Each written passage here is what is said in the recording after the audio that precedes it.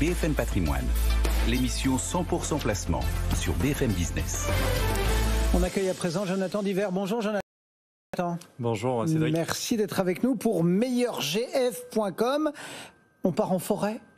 On va partir se balader, respirer le bon air de nos forêts françaises. Le groupement foncier d'investissement, de quoi on parle? Ouais, un groupement forestier d'investissement, c'est le fait de pouvoir... J'ai dit foncier. Ouais, parce qu'au final, c'est un peu du foncier. Forestier, vous avez raison d'anticiper comme ça, Cédric. Groupement forestier d'investissement, c'est détenir des forêts à travers une société civile qui s'appelle Groupement forestier d'investissement. Cette société, elle achète des forêts partout en France, de différentes natures, de différentes essences et localisations. Et en fait, c'est quelque part pouvoir investir dans la forêt à partir de quelques milliers d'euros. Donc c'est vraiment un produit d'épargne qui est très tangible, durable et éco-responsable. Quels avantages on y trouve ? Beaucoup. Et on voit bien qu'il y a un gros appétit des investisseurs sur cette classe d'actifs. Alors, premier élément, c'est diversifier son patrimoine. Je pense qu'avec la crise que l'on a connue, on a besoin de donner un peu un sens à son épargne. Investir dans une forêt, vous le verrez, c'est investir, mettre une partie de son épargne dans une épargne verte. C'est un investissement responsable parce que, vous le savez, une forêt, nos forêts captent 20% des émissions de CO2 en France, et qu'une forêt bien gérée, elle en capte encore un peu plus. Une forêt laissée à l'abandon, elle en capte moins, alors qu'une forêt qui va être bien gérée, bien entretenue par des experts forestiers, eh bien, elle va capter du CO2. Et vous savez que c'est quand même une toute petite problématique, ce réchauffement climatique. 82% des Français ont très clairement compris que le bois avait une capacité à réduire les émissions de CO2.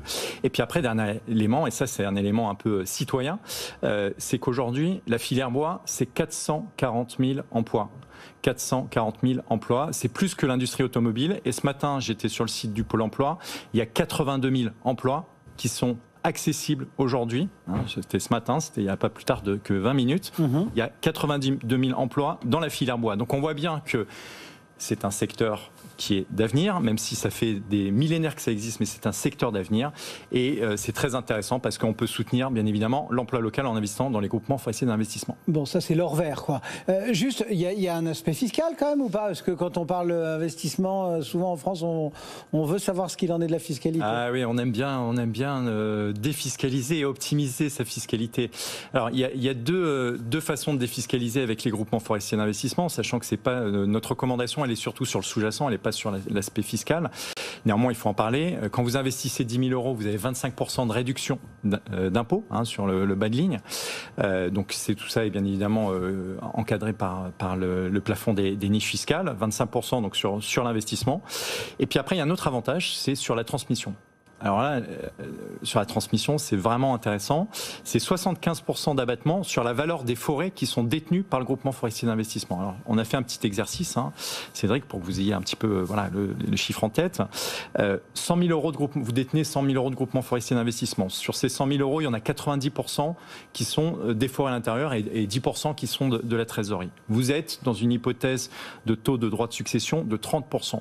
Eh bien, grâce au groupement forestier d'investissement, vous allez pouvoir transmettre 81 225 euros. Là aussi, ça avait été de manière classique, vous auriez été fiscalisé à 30%, donc vous n'auriez pu transmettre que 70 000 euros. Donc vous avez un gain de presque 11 225 euros. Donc c'est intéressant. Et plus la tranche est importante, plus l'effet est sympathique. Bon, vous l'avez rappelé tout à l'heure, c'est très écologique. On parle un peu d'or vert, c'est ça? Exactement.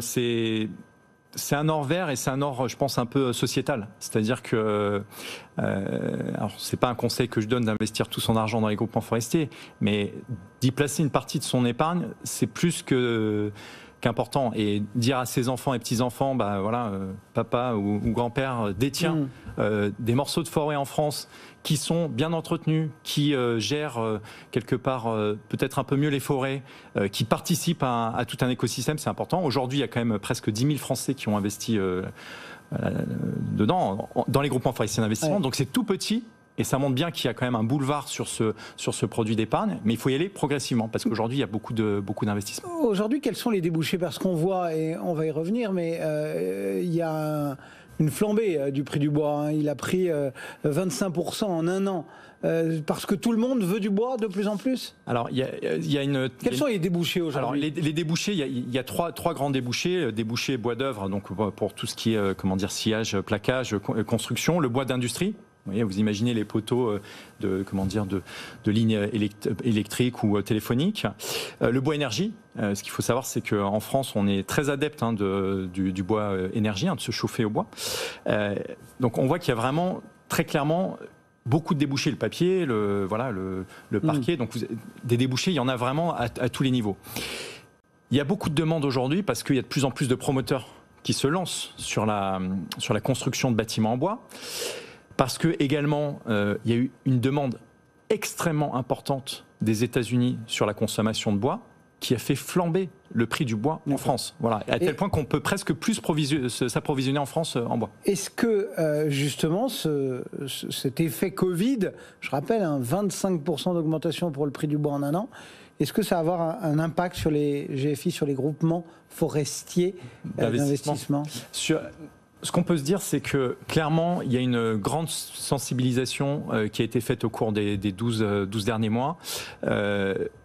Mécaniquement, si le prix du bois augmente, le prix de la matière première augmente, on peut se dire que le prix des forêts va augmenter, et c'est clairement le cas. On voit que le prix des forêts sur les 20 dernières années a augmenté de 3% par an, mais on peut s'attendre, à mon avis, à une année 2021 qui sera encore plus significative. C'est clairement une évidence parce que un intérêt qui est très fort, et puis après il y a quand même une petite cerise sur le gâteau dont on n'entend pas parler, mais qui est le crédit carbone. Aujourd'hui, il y a plein d'entreprises qui achètent du crédit carbone, de forêts, les droits à polluer, quoi. Voilà, droits à polluer, qui sont du crédit carbone issu principalement de forêts d'Amérique du Sud. Mais en fait, pourquoi ne pas acheter ce crédit carbone de nos forêts françaises? Voilà. Ça paraît juste simple et évident. Voilà.